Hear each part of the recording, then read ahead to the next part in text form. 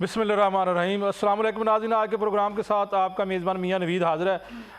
नाज़रीन, हुकूमत की जानिब से बिजली के बिलों में रिलीफ देने का जो दावा किया गया, ये क्या रिलीफ है? इसमें एक बात सामने आई, वो भी मैं आपको बताता चलूँ। उसके साथ साथ बात करेंगे कि इंटरनेट अभी भी सुस्त रवि का शिकार है, उसका कितना ज़्यादा नुकसान हो रहा है और कब तक ये मामला हल हो जाएगा, क्योंकि अभी तक ये हुकूमत की जानिब से तो यही कहा जाता है कि जी ये हल होने वाला है, लेकिन अभी तक ये मामला हल नहीं हुआ। लेकिन ये बिजली के बिलों में जो रिलीफ दिया गया है, ये जो क्या बात है, वाकई ये रिलीफ है या नहीं? इस हवाले से हमें जो पता लगा है, जो एक खबर है वो मैं आपको बताता चलूँ कि जो इसमें ज़राए जो कहते हैं कि जी वो यही है कि किसी सार्फ ने गुज़श्ता 3 साल में 3 माह औसतन 300 यूनिट इस्तेमाल किए हैं और रवा माह उसने अगर 400 यूनिट इस्तेमाल किए तो उनको 25 यूनिट्स पर रिलीफ जी दिया जाएगा।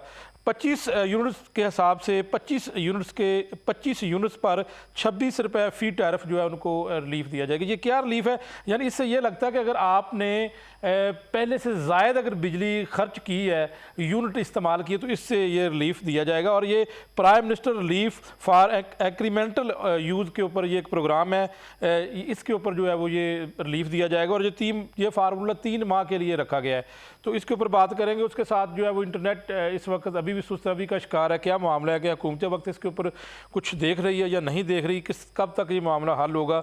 तो मैं अपने गेस्ट का तारफ़ करवा दूँ। सबसे पहले हमारे साथ टेलीफोन लाइन पर मौजूद होंगे मज़हर इकबाल साहब, MPA नून लीग से मेंबर पंजाब असम्बली हैं, हमारे साथ टेलीफोन लाइन पर होंगे। वसीम अख्तर आमिर साहब हैं, रहनुमा PTI हमारे साथ मौजूद है। डॉक्टर सईद अली साहब, सीनियर तजियाकार भी हमारे साथ मौजूद है। वेलकम डॉक्टर सईद अली साहब, उनसे भी बात करेंगे। सबसे पहले जो है मैं इस वक्त मज़हर इकबाल साहब से बात करना चाहता हूँ कि ये रिलीफ क्या है, वाकई ये हकीकी तौर पर रिलीफ है या फिर ये ज़ायद अगर बिजली इस्तेमाल करेंगे तो फिर रिलीफ मिलना है? मज़हर इकबाल साहब, ये बता दीजिएगा कि क्या रिलीफ है बिजली के बिलों के ऊपर जो अभी आपने दिया है? देखिए, मैंने जो इसको अखबारों में पढ़ा है उसके मुताबिक तो यही है कि अगर आप, यानी पहले तो ये होता था कि जैसे जैसे आप यूनिट ज्यादा इस्तेमाल करते थे तो आपका स्लैब भी बढ़ता चला जाता था। यानी दुनिया में वैसे इस तरह नहीं है, दुनिया में यही है कि जब आप बिजली ज्यादा यूज करेंगे तो आपको राहत भी ज्यादा मिलेगी। लेकिन पाकिस्तान में हमने ये देखा कि 50 यूनिट, फिर 200 यूनिट, फिर 400 यूनिट और फिर ये मल्टीप्लाई होता जा रहा था। तो मेरा ख्याल है कि सोलर पैनल्स लगने के बाद बिजली की वैसे भी जो आपकी ग्रिड से जो यूज हो रही है उसमें कोई 19-20% जो है वो कमी वाक़या हुई है, इस्तेमाल कम हो गया है।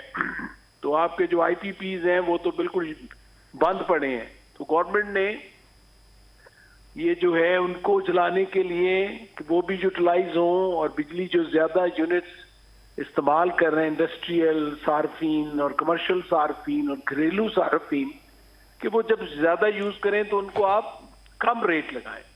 और मुझे बहुत ज्यादा तफसील तो इसकी जो है वो नहीं मालूम। जो 26 रुपए जो फ्लैट रेट उन्होंने कहा है, यानी वो तो रेट ऑफ द इलेक्ट्रिसिटी हो गया ना, बाकी तो जो चीजें हैं वो आपके टैक्सेस वो तो उस पर इन एडिशन लगेंगे ही। इनकम टैक्स है, बाकी जो टैरिफ टैक्स जो बेशुमार टैक्सेस हैं ऑलमोस्ट इतने ही उस पर और लग जाते हैं। तो मेरा ख्याल है 14-15 रुपए पर यूनिट आपको बिजली में राहत मिलेगी, जो मैंने इसको देखा है। लेकिन मदर साहब, एक मुश्किल, काफी फर्क पड़ना चाहिए। वो तो ठीक है, लेकिन एक मुश्किल काम है क्योंकि सनती ये जो है आपके कमर्शियल सार्फिन है, उनका जो स्लैब में अगर 14 रुपए यूनिट भी फर्क पड़े तो बहुत फर्क है। और ये पिछले 3 साल से जो है वो उन्होंने कहा है कि जो ज्यादा इस्तेमाल कर रहे थे बिजली पिछले 3 साल से ज्यादा, उनको सबको ये रिलीफ दिया जाएगा। देखते हैं अब इसकी प्रैक्टिकली किस तरह कैलकुलेट होता है और इस तरह आने वाले बिलों में हमें क्या रिलीफ मिलता है। लेकिन बहरहाल इट्स वेरी गुड स्टेप, क्योंकि सबसे ज्यादा इस वक्त जो महंगाई की वजह है पाकिस्तान में वो बिजली ही है।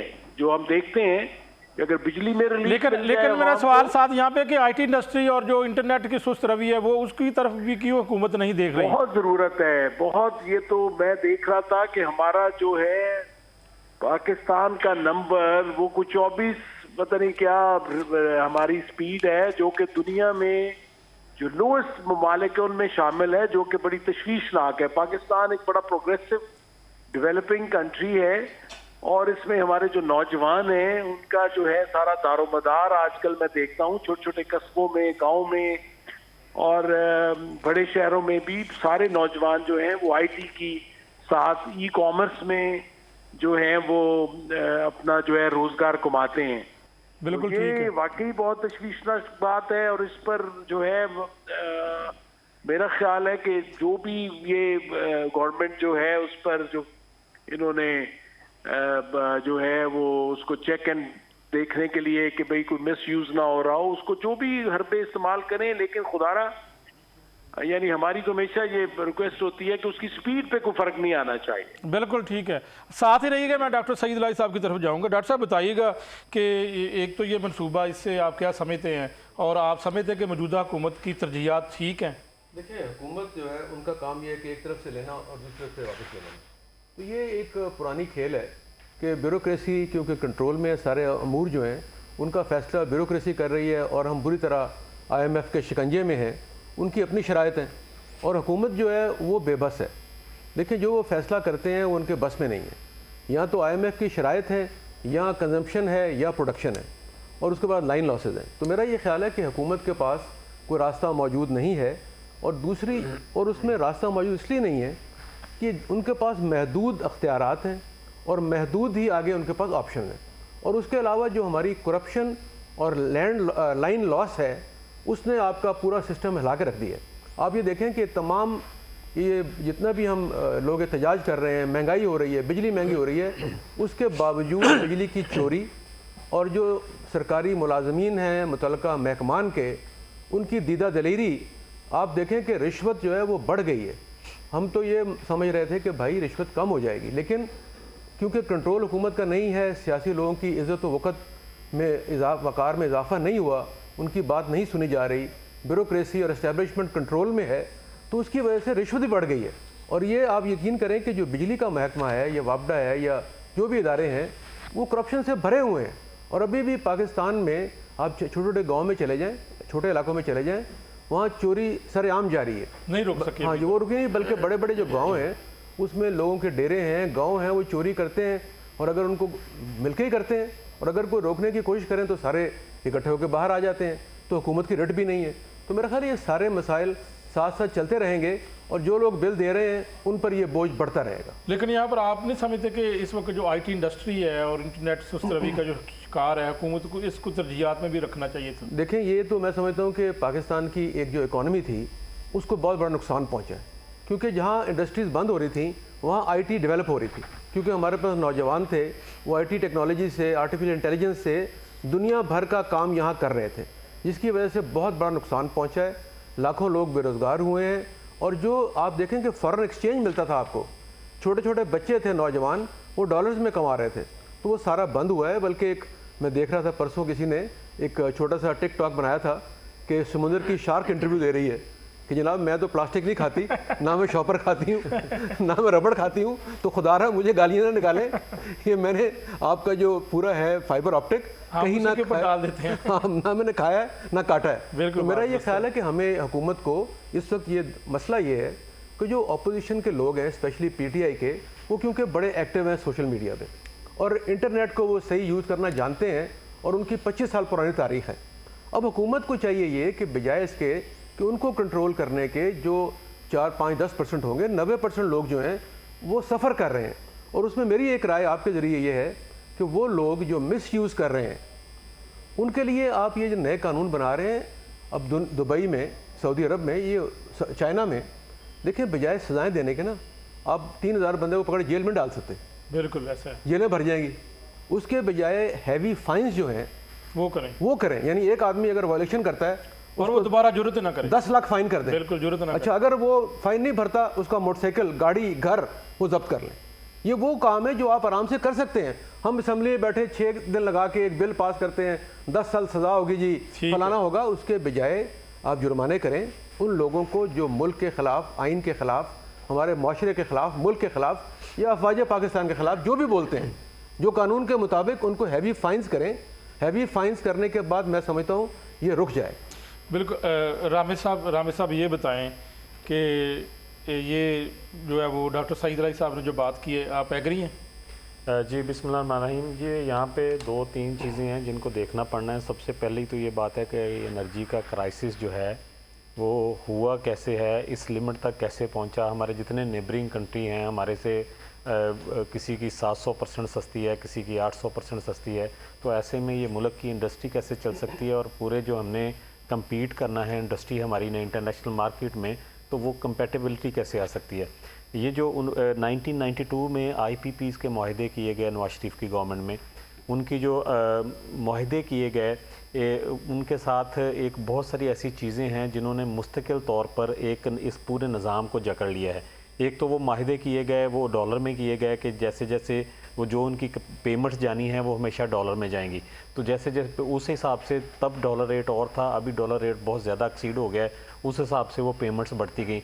और सेकेंडली इन्होंने जो किया हुआ है कि कैपेसिटी पेमेंट का, हर प्लांट की एक कैपेसिटी पेमेंट है कि वो चले ना चले वो 25% से लेके 40% तक है कि आपने पे करना ही करना है। तो एक जुल्म है। हाँ जी, मैं बता रहा हूँ कि ये सिर्फ अभी मैं आपको ये अगर आप फिगर्स लेते हैं, गौहर एजाज ने इस पे बड़ी तफसीली तौर पे, उनके पास मिनिस्ट्री थी, उन्होंने बहुत तफसीली तौर पे ब्रीफिंग इस पे प्रेस कॉन्फ्रेंस में दी थी कि इसी साल 2000 अरब जो आपने कैपेसिटी पेमेंट्स की हैं, 2000 अरब उन प्लांट्स को दिया है जो जिन्होंने बिजली ही नहीं बनाई, नहीं फ्राहम की। सही है। और उसके आगे मतलब कि फिर भी इसमें से ऐसे प्लांट्स भी हैं जो बिल्कुल ज़ीरो, आप समझते हैं कि जुल्म है, जुल्म की इंतहा है, इतना जुल्म है इधर। ये मतलब कि तो फिर आपने अपने दौर में देखें हमारे दौर में ये हुआ क्या, क्योंकि ये एग्रीमेंट्स से एक मरतबा हो जाएं तो उनको रिवाइज करने के लिए, तो अभी तो रिवाइज नहीं ना किए जा सकते। नहीं अभी खत्म होंगे तो तब भी है। नहीं हमने किया। असल में अगर इसकी डेप्थ में जाएंगे, इसकी हमने इंक्वायरी कंडक्ट करवाई, ये चीज़ें कभी सामने आएंगी। आज आपके चैनल पे मैं एक बहुत अहम बात बताने लगा हूँ कि ये पावर प्लांट जितने भी हैं ये सारे मोस्टली इसमें से एलीट क्लास जो पाकिस्तान की है और सियासतदान भी हैं और बड़ी फैमिलीज़ हैं उनकी हैं। निशात ग्रुप भी है उसमें, मियाँ साहबान भी हैं, जरदारी भी है, जहांगीर तरीन भी है। इन्होंने किया क्या कि जब इंक्वायरीज़ चली थी तो उसमें ये चीज़ें सामने आई कि एक पावर प्लांट की 100 मेगावाट अगर उसकी है, उसकी प्रोडक्शन है, तो इन्होंने कागज़ों में, क्योंकि तब ये था कि सर्टन ये सर्टन अमाउंट गवर्नमेंट ने दे दी थी, सर्टन अमाउंट गवर्नमेंट में, आपको बता रहा हूँ ये आपके सामने चीज़ें आ जाएंगी कि एक हिस्सा था कि गवर्नमेंट में देना था, बाकी इन्होंने देना था। इन्होंने किया क्या कि एक तो पहले वो जो उनके 100 मेगावाट का था उसको पेपरों में 120 मेगावाट शो किया, फिर उसकी प्राइस जो है वो 20% इंक्रीज शो की, और किया क्या कि टोटल पैसे गवर्नमेंट के लगवा के खुद मुफ्त में हिस्सेदार बन के कैपेसिटी पेमेंट ले रहे हैं बैठे। लेकिन आप इंक्वायरी कर और ये अरबों देखिए आप पकड़ते, आपको पता है कि तब ये एक बड़ी लंबी चौड़ी डिटेल इंक्वायरी हुई थी उस टाइम। फिर क्या करना है, मैं बताता हूँ उसके बाद नहीं हुई। उसके बाद बहुत सारे जो हैं IPPs उन्होंने कॉन्ट्रैक्टर वाइज किए थे ऑब्वियसली। फिर ये मतलब क्योंकि इंटरनेशनल इसमें बहुत सारी कंपनीज इन्वॉल्व हैं, दूसरे मुल्क इन्वॉल्व हैं, वो अपने मतलब के जो हैं इन्वेस्टर्स उनको प्रोटेक्ट करते हैं, तो इसलिए आप ये सारी चीज़ें उस हद तक नहीं कर सकते होते। लेकिन ये अभी मैं कहने ये लगा हूँ कि ये जो दे रहे हैं अभी कह रहे हैं जी हमने 25 यूनिट जो हैं वो रिलीव दे रहे हैं हर 25%, सही है ना। तो ये अपनी कैपेसिटी पेमेंट, अपने 2 प्लांटों की कैपेसिटी पेमेंट लेना बंद कर दें, सारा मुल्क खुशहाल हो जाएगा। इन निशात ग्रुप भी बंद कर दें, 400 मेगावाट उनका है, वही बड़ा है मतलब कि। और फिर इन्होंने एक और नहीं, एक उन्होंने जो और जुल्म किया हुआ है कि हमारे पास जो IPPs की कैपेसिटी है वो 45,000 से ओवर है, 45,000 मेगावाट से, जबकि हमारी जो लाइन है जिसके थ्रू ये सप्लाई होनी है पूरे पाकिस्तान में उसकी कैपेसिटी 25,000 है। तो ये जब ये प्लांट ये लगवा रहे थे तब इन्हें नहीं पता था कि ये खड़े रहेंगे, इनको खड़े मतलब कि फिर कॉन्ट्रैक्ट ऐसे किए गए कि उनको बंद पड़ों को पैसे दे रहे हैं। असल आवाम का खून पसीना तो ये IPPs चूस रहे हैं जो 1992 में नवाज शरीफ ने एलीट क्लास को खुश करने के लिए, अपने रिश्तेदारों को खुश करने के लिए माहदे किए हुए हैं। जब तक ये माहदे ख़त्म नहीं होते, जब तक इनको रिवाइज नहीं किया जाता, इस पर तो असल ये होना चाहिए था कि अगर इदारे इंडिपेंडेंट होते, नैब इंडिपेंडेंट होती, एक बड़ी तकड़ी इस पर इंक्वायरी कंडक्ट करती, ये सारे डॉक्यूमेंट बाहर लेके आती, फिर इनको बिठाते कि तुम लोगों ने तो इस मुल्क का खून चूस लिया फ्रॉड करके, इन बगैर पॉकेट से एक पैसा लगाए इसमें हिस्सेदार बने हुए हैं, और हिस्सेदार फिर ऊपर से कैपेसिटी पेमेंट्स में अरबों, आपका जो 10,000 11,000 का बजट है साल का, उसमें से 2,000 अरब तो आप सिर्फ कैपेसिटी पेमेंट दे रहे हैं बगैर बिजली मैं लिए। आपकी तरफ आता और हूं। मैं एक मदर इकबाल साहब की तरफ जाना चाहता हूँ, आपकी तरफ दोबारा आता हूँ। मदर इकबाल साहब, यहाँ पर पीटीआई से जो है वो वसीम अख्तर रामे साहब मौजूद हैं, उनका ये कहना है कि ये सिर्फ और सिर्फ आईपीपीज़ को नवाजने के लिए रिलीफ दिया गया ताकि ज़्यादा जो है वो बिजली का इस्तेमाल हो और आईपीपीज़ को फ़ायदा हो। देखिए, आईपीपीज़ पे बहुत सारे कंसर्न्स हैं, इनके मुआहदों पर भी सारी अवाम में तशवीश पाई जाती है। हमारे अपने हलकों में हमारी अपनी जो गवर्नमेंट है इसको बड़े तनकीदाना और नाकदाना अंदाज में देख रही है, इस पे कोई शक नहीं है।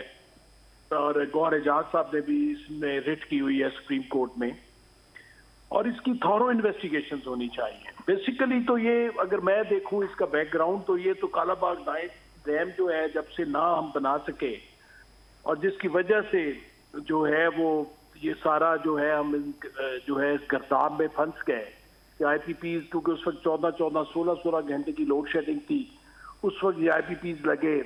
उस वक्त जो लोग थे जिन्होंने ये मुआहदे किए, बाद में जो हुए, तो ये सारी जो है उस वक्त की ब्यूरोक्रेसी और सारे लोग जो इस सारे प्रोसेस में इन्वॉल्व थे, दे मस्ट बी इन्वेस्टिगेटेड, और सारा कुछ जो है इसका बिल्कुल एक साफ शफाफ तरीके से इसको देखने की ज़रूरत है। अभी भी हमारी गवर्नमेंट जो है, जो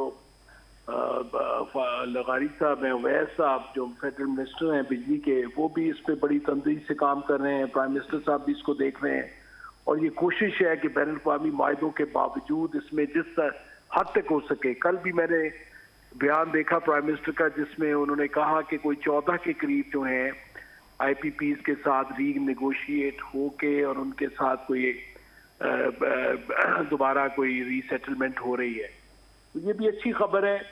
और इस पे, क्योंकि जब तक हम इस गर्दाब में से और गर्दिशी कर्जों के भंवर से नहीं निकलेंगे, मेरा नहीं ख्याल कि हम इस मुल्क में जो है वो कोई सस्ता जो है वो लिविंग जो है वो ला सकेंगे। तो इस पे जितना भी काम किया जाए कम है। और इस पे जो ये इस पे कुछ तहकीकाती पहले काम हुआ भी है ये आईपीपीज़ पे, बिल्कुल पहले कोई कमीशन बना था जिसने काफी सारी रिकमेंडेशंस भी दी हैं, तो उसको भी देखना चाहिए।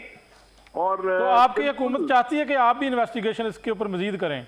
बिल्कुल कर रहे हैं, और इस पे रीनेगोशिएट भी कर रहे हैं। हर आईपीपी को जो है वो इंडिविजुअली देखा जा रहा है, और उसके मुताबिक उस पे इंशाल्लाह अच्छी खबरें आएगी। बिल्कुल ठीक है। यहाँ पर नाज़रीन एक ब्रेक लेते हैं और फिर वापस आते हैं, और ब्रेक के बाद दोबारा बात करते हैं।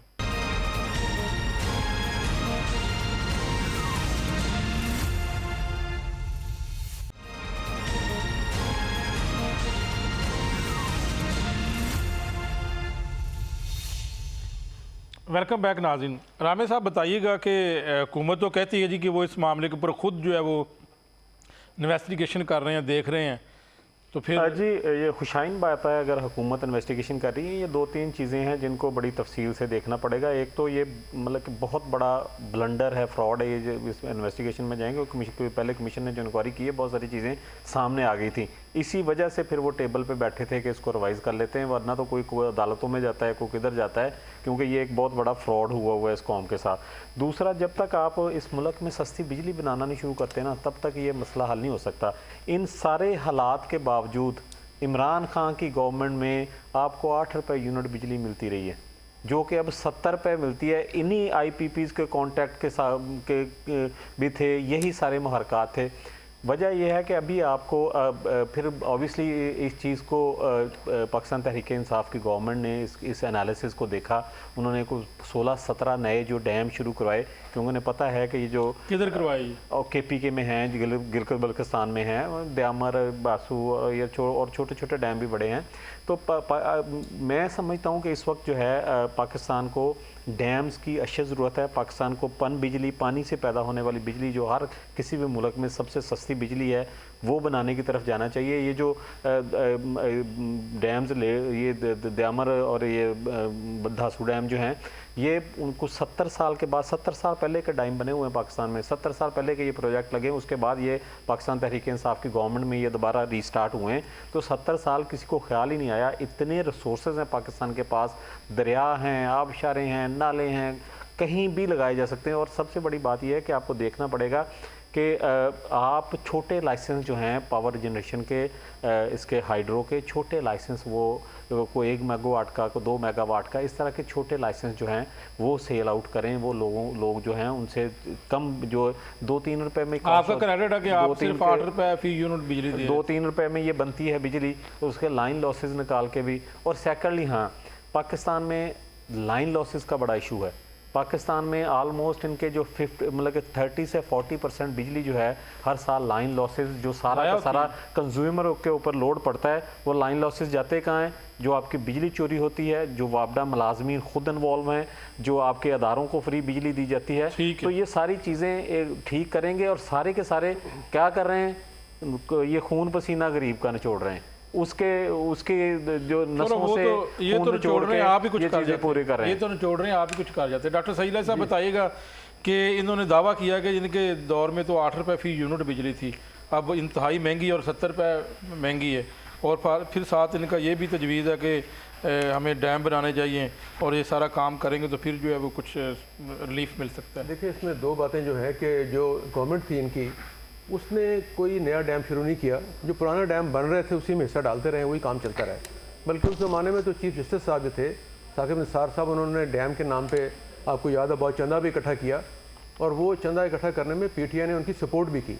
और यूके में और यूरोप में जो पीटीआई के वर्कर्स थे या और लोग थे, वो उन्हें चंदा देते रहे, लेकिन वो भी आपको मालूम है कि सारा तकरीबन 13 बिलियन इकट्ठा होकर पड़ा हुआ है वहाँ पर। दूसरी बात जो आपने अभी कही है कि ये जो 8 रुपये की बात कर रहे हैं, पहली बात तो ये कि जब इमरान खान साहब की हुकूमत ख़त्म हो रही थी तो उससे पहले उनको अंदाज़ा हो गया कि हुकूमत ख़त्म हो रही है, तो उन्होंने पेट्रोल और बिजली की कीमत कम कर दी, जो कि IMF से किए गए मुआहदे के ख़िलाफ़ थी। बिल्कुल ठीक। जिसके नतीजे में पाकिस्तान डिफ़ॉल्ट के करीब पहुँचा और ये ऐलान शुरू हो गया कि डिफ़ॉल्ट हो रहा है। लेकिन हुकूमत बदल गई, नई हुकूमत आई, उन्होंने दोबारा मुज़ाकरात किए, IMF से बातचीत करके पाकिस्तान को डिफ़ॉल्ट से बचाया। तो मेरा ये ख्याल है कि जो ये बात उस ज़माने में हुई है, उन्होंने पाकिस्तान की जो अल्टीमेट डेस्टिनी थी उसको बड़ा नुकसान पहुंचा है। और अभी भी हम उसी का खमियाजा भुगत रहे हैं कि एक दफ़ा रूगर्दानी आप कर लें मुआहदे से, तो दोबारा IMF या दीगर ममालिक, आप देखें ना कि अभी अब तो खैर हर जगह ये बहुत सी कहानियाँ खुलकर सामने आ गई हैं कि हमारे जितने दोस्त ममालिक थे, सऊदी अरब था, तुर्की था, UAE था, मलेशिया, चाइना, वो तक नाराज़ हो गए थे, और वो छोटी छोटी बातों से। तो मेरा ये ख्याल है कि बड़ा गैर जिम्मेदाराना रवैया रहा है PTI की हुकूमत का। उन्होंने अगर ज़िम्मेदारी का सबूत देते तो उसके नताइज बहुत बेहतर होते, और वो हुकूमत में भी रहते और दोबारा आगे हुकूमत करते भी रहते और मुल्क का फ़ायदा भी होता। लेकिन मेरा ख्याल है कि उस गुस्से में, इंतकाम में, वो ऐसी इक़दाम करते गए जिसका बिलाखिर दूर रस तबाहकुन नताइज बरामद हुए। तो कौन सी ऐसी वजूहत थी, क्या वजह क्या थी कि PTI दौर में पाकिस्तान के जिन ममालिक का आपने नाम लिया है कि उनके साथ तल्लुकात ख़राब हो गई? अच्छा, इसमें 3 चीज़ें मैं बताता हूँ जो जिस पर किताबें छप गई हैं। एक तो आपको पता है कि मोहम्मद बिन सलमान जो थे, उनके तैयारे पे जब आ रहे थे इमरान खान साहब, तो उसके बारे में जो गुफ्तगू की उन्होंने, वो रिकॉर्ड हो गई, और 2 घंटे के बाद जहाज़ वापस चला गया। फिर वो नॉर्मल फ़्लाइट से आए, और जब तर्जमा करके बताया गया कि उन्होंने क्या अल्फाज यूज़ किए हैं जो कि दोहरा नहीं सकते हम, तो नाराज़ हो गए वो। तो UAE और सऊदी अरब मुंसलिक थे, फिर UAE ने भी सपोर्ट बंद कर दी। अच्छा, चाइना में ये होता है कि चाइना गवर्नमेंट किसी को कैश पैसे नहीं देती, जिस तरह पाकिस्तान को कैश ग्रांट मिलती है अमेरिका से या सऊदी अरब से या UAE से। चाइना के सिस्टम में कैश ग्रांट नहीं है, उनके यहाँ प्रोजेक्ट्स हैं, आपने प्रोजेक्ट बनाना है, वो आपको फंडिंग करेंगे, प्रोजेक्ट बना देंगे। तो जो वो 2 दफ़ा इमरान खान साहब वहाँ गए, साथ जनरल बाजवा भी गए, तो चाइनीज़ उनको यही कहते रहे कि आप आए हैं, आइए, लेकिन हमें 3 बड़े प्रोजेक्ट बताएं और उसका फ़ंड ले लें, क्योंकि 13 से 18 तक तकरीबन वो $50 बिलियन इन्वेस्ट कर चुके थे। तो वो कहते हैं जी हम आपको 100 बिलियन और देंगे, लेकिन उसके लिए प्रोजेक्ट चाहिए। तो उस हुकूमत के पास ये इस्तेदाद नहीं थी कि वो प्रोजेक्ट बनाते, इम्प्लीमेंट करते और लोन लेके आगे चलते। और तीसरा था मलेशिया के साथ जब ये तय हुआ कि मलेशिया, तुर्की एक नया ब्लॉक बनाएंगे, पाकिस्तान भी उसमें होगा, तो वो ब्लॉक बनाने का वादा करने के बाद जब दबाव आया सऊदी अरब का और UAE का, तो उससे मुकर गए और फिर वापस इधर आ गए, जिसके नतीजे में तुर्की भी नाराज़ हुआ और फिर मलेशिया भी नाराज़ हुआ। तो उसमें हमारी जो फॉरेन सर्विस थी उसकी कोशिशों के बावजूद भी वो गुस्सा और नाराज़गी कम नहीं हुई। लेकिन जब हुकूमत ख़त्म हुई तो आहिस्ता आहिस्ता उनसे रेस्टोर हो गया। तो सऊदी अरब ने तकरीबन अब तक 6-7 बिलियन दिया हुआ है, UAE ने 2-3 बिलियन दिया हुआ है, चाइना ने रीसर्कल कर दिया है हमारा जो लोन था। तो वो तमाम जो हमारी मराहत थी वो बहाल हो गई। तो मेरा ख्याल है अगर उस वक्त भी हिकमत अमली से काम लेते तो वो सूरत ना होती। रामे साहब, ये तो फिर आपकी मैं सरप्राइज हूँ, इसके ऊपर सवाल ले लें कि आप तो जिस तरह डॉक्टर सईद अली साहब ने बताया कि डिफ़ॉल्ट की तरफ लेके चले गए थे हमें। मैं सरप्राइज हूँ सईद साहब की गुफ्तगू से। माशाल्लाह बड़े जी शऊर इंसान हैं।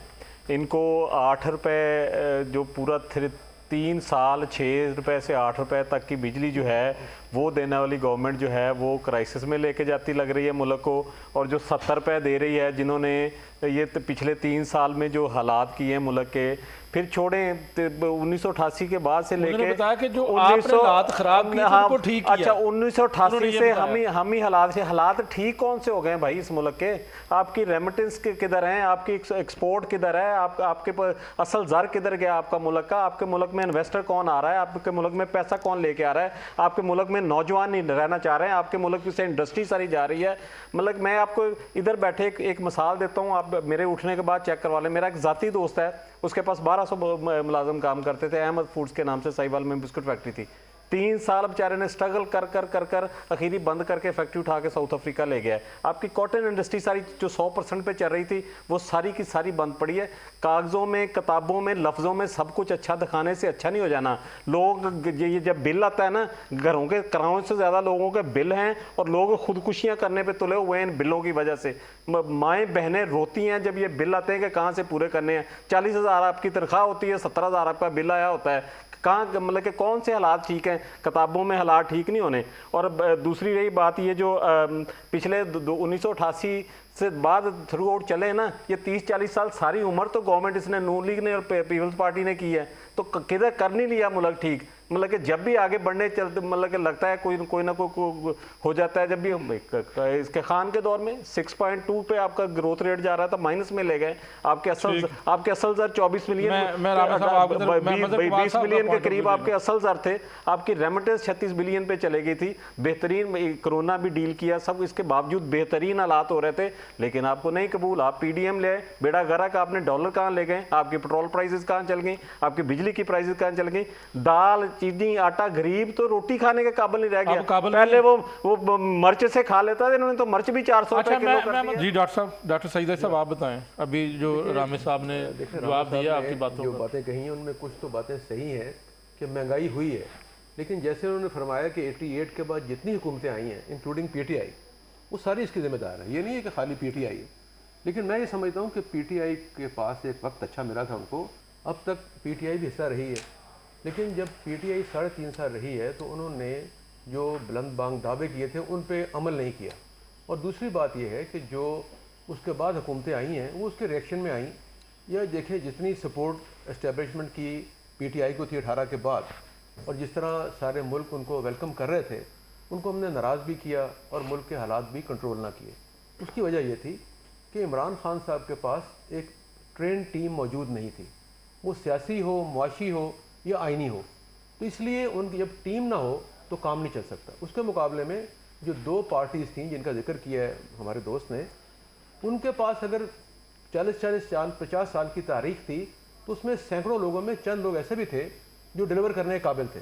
पीपल्स पार्टी में कुछ लोग मौजूद थे, PMLN में कुछ लोग मौजूद थे, उन पर एतराज़ किया जा सकता है, लेकिन फिर भी उनमें कुछ ना कुछ लोग मौजूद थे। लेकिन PTI क्योंकि नई पार्टी थी और उसमें अक्सर लोग नए थे, उनको आजमाया नहीं गया था।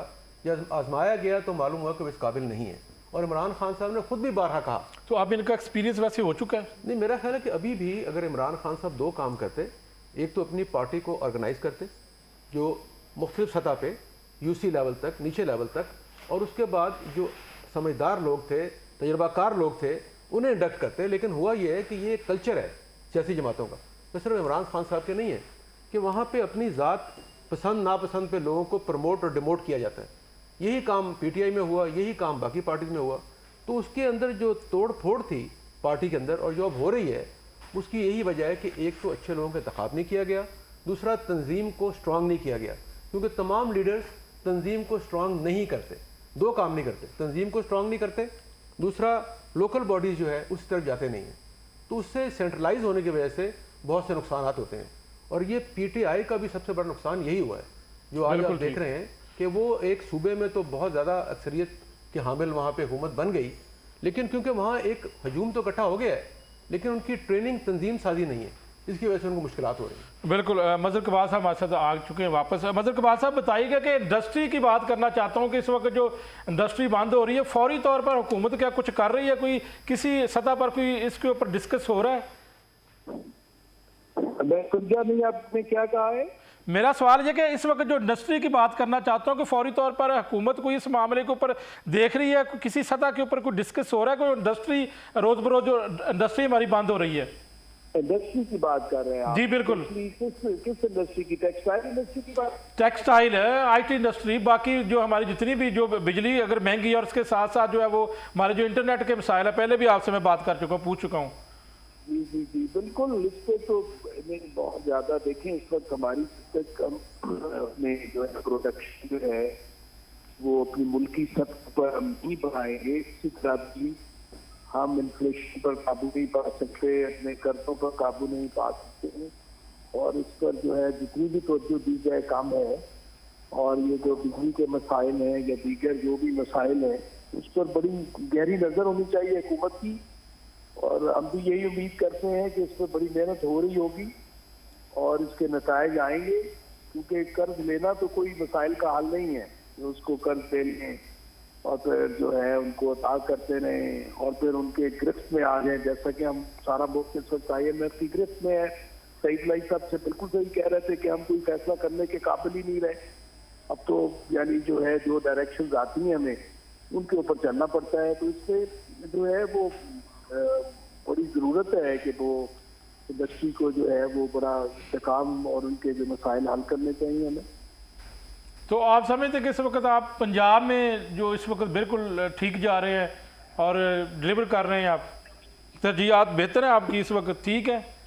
पंजाब की सतह पर देखें, गवर्नर्स की हद तक जो मेरिट की बात है तो मरीम नवाज साहबा ने इसकी, जो मैं खुद भी उसका कायल हूँ कि उन्होंने मेरिट की बिल्कुल खिलाफ वर्जी किसी सतह पर भी नहीं होने दी। ताजर बिजनेसमैन आपके वो मुतमिन है, क्योंकि चैम्बर ऑफ कॉमर्स के पिछले दिनों यहाँ पर हमारे साथ सदर मौजूद थे, वो भी काफ़ी परेशान थे, जिस तरह उन्होंने कहा था कि जी हमारे आए दिन जो है वो मामला इंडस्ट्री के बहुत ज़्यादा मामला हैं वो हल नहीं किए जा रहे। देखिए ये जो है ना इंडस्ट्री के जो मसाइल है ना ज़्यादा बाकी हुकूमत से रिलेटेड है, मतलब इनकम टैक्स है, सेल्स टैक्स हैं, आपकी वापदा के मसाइल हैं, सुई गैस के मसाइल हैं, आपके जो है दीगर जो सारे मसाइल हैं इंडस्ट्री के, ज़्यादातर फेडरल गवर्नमेंट से रिलेटेड हैं। सूबाई सतह पर इनको जो है वो अभी तक यानी फैसिलिटेट ही किया जा सकता है कि इंडस्ट्रियल स्टेट्स आप बना दें या बाकी चीज़ें कर दें, लेकिन बहुत सारे इनके मसाइल फेडरल गवर्नमेंट के साथ हैं और मेरा ख्याल है कि उस पर जो रिकमेंडेशन हैं वो बिल्कुल हुकूमत की तरफ से, सूबाई हुकूमत की तरफ से जा रही होंगी, ताकि पंजाब जो है स्पेशली एग्रीकल्चरल एक जो है सूबा है और लोगों का रोजगार 60% से भी ज़्यादा एग्रीकल्चर और फिर उसके बाद सर्विस इंडस्ट्री से है। तो एग्रीकल्चर में हमें जो है वो मैक्सिमम इनपुट की ज़रूरत है कि हमें जो है सस्ती खादें मिलें, सस्ता बीज मिले और जो है कंट्रोल रेट पे सारी चीज़ें हों। ट्रैक्टर जैसे कि गवर्नमेंट ने ट्रैक्टर स्कीम दी है, फिर जो है वो आपका ज़राई कर्जे उन्होंने जो है वो किसान कार्ड जारी किया है, तो बहुत सारी चीज़ें जो है वो की जा रही हैं और जितने मसाइल हैं इंशाल्लाह दिन ब दिन उनमें बेहतरी आ रही है, क्योंकि एक साल में मैं देखता हूँ बिल्कुल ठीक है सारी स्कीमों का इजरा हुआ है और स्पेशली जो है वो एग्रीकल्चर के हवाले से और फिर तलबा के हवाले से और IT के हवाले से जो है वो स्टूडेंट्स को भी काफ़ी इनरोल किया गया है, उनको वज़ाइफ भी दिए जा रहे हैं। तो मुझे उम्मीद है कि इंशाल्लाह आहिस्ता आहिस्ता ये चीज़ें जो हैं वो फायदेमंद साबित होंगी। बिल्कुल। डॉक्टर सईद साहब बताइएगा कि पंजाब क्या तजवीज़ दे सकता है कि जिस तरह इंडस्ट्री के हम बात कर रहे हैं, यहाँ पर चैम्बर ऑफ कॉमर्स के सदर भी आए थे तो उनके काफ़ी मामला हैं वो मुतासर हो रहे हैं, तो लिख सकता है वो पंजाब वफाक को तजवीज़ दे सकता है? कॉमन इंटरेस्ट है वो यही है ना कि उसमें सारे वज़राए आला आते हैं, उसमें फेडरल गवर्नमेंट आती है, उसमें फैसले होते हैं और दूसरी ये बात है कि जो इंडस्ट्री है वो दो तरह की है, एक वो जिसमें फेडरल गवर्नमेंट इन्वॉल्व है और एक वो जिसमें सूबाई हुकूमत इन्वॉल्व है। तो सूबाई हुकूमत के पास ये अख्तियारात मौजूद हैं कि वो इंडस्ट्री की तरक्की के लिए इकदाम कर सकती है, लेकिन जैसे अभी डॉक्टर साहब ने कहा कि बिजली, पानी, गैस, इसका कंट्रोल क्योंकि मरकज़ के पास है, मरकज़ के पास, तो सूबे के पास नहीं है। बिल्कुल। लेकिन फिर भी मैं समझता हूँ कि सूबाई लेवल पर, लेकिन पंजाब और वफाक एक ही हुकूमत है ना उनकी, हुकूमत तो एक ही, लेकिन देखें बात यह है कि जो इस वक्त फैसला साजी है ना वो ब्यूरोक्रेसी के पास है और ये मसला एक बड़ा है। अब देखें ये हमेशा पाकिस्तान में 1950 ये तो रहता है डॉक्टर सईद साहब हर दौरे हुकूमत में। देखें नहीं, बीच में कभी ये कमज़ोर होता है, कभी बढ़ जाता है। 1956 तो आजकल गिरफ्त ज़्यादा हो गई है। 1956 से लेकर आज तक जब सिविल और मिलिट्री ब्यूरोक्रेसी मिल जाती है तो सियासतदान कमज़ोर हो जाते हैं। तो इस वक्त सियासतदान कमज़ोर हैं, फैसला साजी और पीटीआई दौर में आप समझते हैं कि ये गिरफ्त इनकी मजबूत इसलिए थी कि क्योंकि उनको लाया गया था, बनाया गया था, आगे किया गया था, उनको मौका दिया गया था, लेकिन उस मौके से फ़ायदा नहीं उठा सके। और अगर फ़ायदा उठा लेते तो फिर ये हुकूमत बनाते। तो मेरा ये ख्याल है कि लेकिन बाजार जैसे फैसले इन्होंने किए। अब वो देखना अगर कंपेयर कर लें, आप ये खुद भी कहते हैं कि इनसे गलती हुई है, खुद कहते हैं ये गलती हुई है। गुलजार साहब के बारे में मैं आपको एक जोक सुनाता हूँ। जनरल बाजवा के जब गए चैम्बर ऑफ कॉमर्स कराची में कुछ 1.5 साल के बाद 2019 या 20 में, तो चैम्बर ऑफ कॉमर्स कराची के लोगों ने पूछा जनाब इमरान खान साहब आपकी सारी बातें मानते हैं? उन्होंने कहा सारी गल मानता है। पंजाबी में कहा उन्होंने, सारी गल मानते जी। तो उन्होंने कहा कोई ऐसी गल जी नाम मानते हुए? उन्होंने कहा एक नहीं मानता। वो की वो कहना बुज़दार उन्हें उठाना यानी ये बायो साहब का ऑन रिकॉर्ड गुफ्तगू है वो तो चैम्बर ऑफ कॉमर्स कराची में। तो आप ये देखें कि उस वक्त जो मैंने पहले निशानदेही की थी कि गलत अफराद की जो तैनाती थी या उनकी नामजदगी थी उसका खमियाजा भुगतना पड़ा। फैसला करने के बाद फिर डटे रहना। देखो वही मैं कह रहा हूँ कि फीडबैक जो था ना, तब्दीली भी फीडबैक के रास्ते बंद हो गए थे ना। जब फीडबैक बंद हो जाए तो आप सही फैसले नहीं कर सकते। देखें उस वक्त भी ये हुआ, हर हुकूमत का ये हुआ कि जब इक़्तिदार के वो लोग जिनको फीडबैक आना बंद हो गया वो आवाम से कट गए, उनको मालूम नहीं कि नब्ज़ पे हाथ नहीं है, तो उसके नतीजे में वो घर चले गए। तो इमरान खान साहब का ये हुआ कि उन्होंने गलत फैसले कर लिए और फिर फीडबैक करने वाले लोगों को बदकिस्मती से हटा दिया। उनमें से एक हमारे आर्मी चीफ बन गए। तो इस तरह मैं समझता हूँ कि अगर जो फीडबैक होता है उसके मुताबिक फ़ैसले करते रहें तो हुकूमत चलती भी रहती है, बेहतरी भी होती रहती है और लोग शरीके मशवरा भी हो जाते हैं। बिल्कुल रामे साहब, बड़ा अब कई दफ़ा तो ये सवाल हो चुके हैं, अब इसके ऊपर क्या आपसे पूछें कि जो गलत फैसले हैं आप उस वक्त अगर वो देखें जी, बहुत सारी चीज़ें हैं, किसको कौन लाया, कौन कब आया, ये बहसें पुरानी हो गई हैं। ये बच्चा बच्चा इस मुल्क का जानता है कि पाकिस्तान के हालात कैसे चल रहे हैं। दो चीज़ें हैं, लेकिन आपकी गिरफ्त मुझे 2 मिनट दें। दो चीज़ें हैं जिनकी तरफ देखना पड़ेगा। एक तो ये जो ट्रू डेमोक्रेसी है, जब तक आपके मुल्क में ट्रू डेमोक्रेसी नहीं आती ना, जब तक आवाम की गवर्नमेंट नहीं आते, अब नहीं डेमोक्रेसी, जो आपको पता है फार्म 47 की गवर्नमेंट है, कैसे मैंडेट चोरी किया है। इस मुल्क की बदबख्ती ये है कि फेजेस हैं, कभी ये आ जाए, कभी वो आ जाए, कभी लेट देम चूज़ देयर मतलब लीडर, मतलब मुल्क को आवाम को करने दें, जो जिसको चूज़ करते वो ले आएँ, उसको आ जाए, वो जो भी आ जाए उसको फिर चलाने दें। सही है ना? ये जब तक इस मुल्क में एक बात तो बहुत क्लियर है, आप जिससे मर्जी तजिया ले लें, जिधर को मर्जी बात मोड़ लें, इधर ले जाएं, जब तक इस मुल्क में पॉलिटिकल स्टेबिलिटी नहीं है वो कैसे आनी है? कोई कारोबार यहाँ पे कामयाब नहीं होगा, कोई इन्वेस्टर यहाँ पे नहीं आएगा। आपके खुद लोग जो हैं वो ऑब्वियसली पॉलिटिकल स्टेबिलिटी या तो ये है कि जो मैंडेट चुराया गया है मैंडेट उनका वापस कर दिया जाए, या मेरी बात सुने ना, या देखें ये दोनों फ्री कैन को बैठ के अभी आपको मौका मिलेगा फिर आ जाएंगे। मेरी बात सुने, दोनों फ्री कैन को बैठ के इस इशू का हल निकालना चाहिए। मैं मतलब कि ये मैं एक मुहब्बे वतन पाकिस्तानी हूँ, मैं समझता हूँ कि हर दिन जो गुजर रहा है पाकिस्तान पीछे जा रहा है, हर दिन जो गुजर रहा है पाकिस्तान पीछे जा रहा है। और ये जो मामला जब तक ये रिजॉल्व ना हुए पॉलिटिकल स्टेबिलिटी वाले, तब तक ये इशू ख़त्म नहीं होना। ना आपके मुल्क में को मतलब कि जितनी कागज़ों में ले आए जितने मर्जी, आपने ट्राई किए हैं, 10 जगह ट्राई किए हैं, कहीं से 200 बिलियन आना था, कहीं से आपने वो ग्रीन रिफॉर्म्स करने थे, कुछ नहीं हो रहा और ना होगा ही। तो आप अभी करने देना, आप देखें 3 साल से कर ही रहे हैं, क्या किधर ले गए? 3 साल में लोग खुदकुशियों पे आ गए हैं, क्या सबको मार दें? अब ये इनका एक काम है कि ये इशू का सलूशन ही ढूंढते। वो जी जनाब सोशल मीडिया यूज़ कर, किसको 5 साल पूरे करने दें? चोरों को 5 साल पूरे करने दें, जिसका मैंडेट है उनको दे दें, वो करें तो 5 बात साल। आपके साथ नहीं बैठते देखें, नहीं ये है। हर एक को तो- देखें हर एक को तो नहीं चोर नहीं कहते हैं नहीं, एक किसी के साथ तो देखें, मेरी बात सुने, ये सारी कौम को पता है, ये जितने भी हरबे इस्तेमाल किए जा रहे हैं ना, ये अभी जो ये ना बिल्कुल ठीक कि पढ़ी लिखी कौम राम है, साहब ये को आप कौम को जब तक मुतमईन नहीं करेंगे तब तक आप कहीं भी नहीं पहुंच बहुत सकेंगे। शुक्रिया वसीम अख्तर, रामे साहब, डॉक्टर सईद साहब और मजर कमाल साहब हमारे साथ मौजूद थे।